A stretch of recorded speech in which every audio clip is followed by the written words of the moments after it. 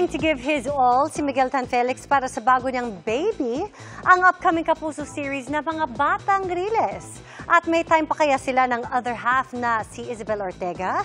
Makichika kay Lar Santiago. Busy sa natitirang 2 buwan ng 2024 sina Miguel Tan Felix at Isabel Ortega na may gagawing bagong series sa GMA.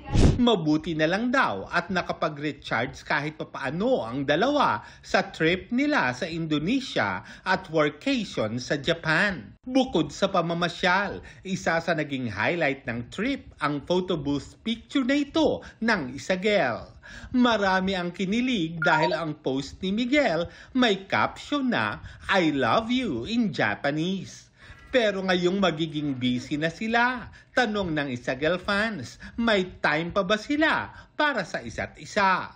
We make sure na balance pa rin naman po. Alam naman po namin sa isa't isa kung ano yung priority talaga namin.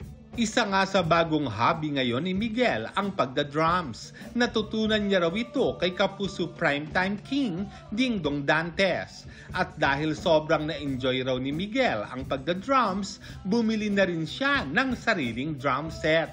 Lumapit si Kuya Dong, tinuruan niya ako kung paano pumalo.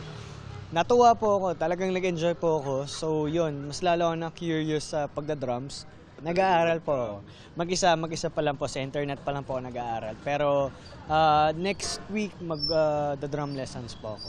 Isa raw ito sa pampawala ng stress ni Miguel. Lalo't higit pa raw sa 100% ang binibigay niyang konsentrasyon sa paggawa ng upcoming GMA series na mga batang Riles. Itong mga batang Riles, isa to sa mga pinakamalaking responsibility.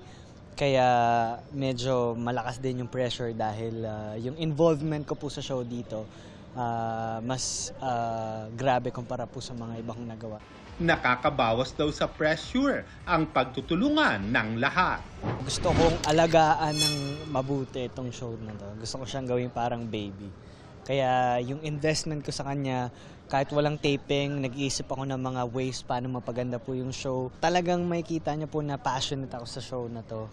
And I hope ma-translate siya pag pinalabas na yung mga batang Riles. Lar Santiago, updated sa showbiz happenings.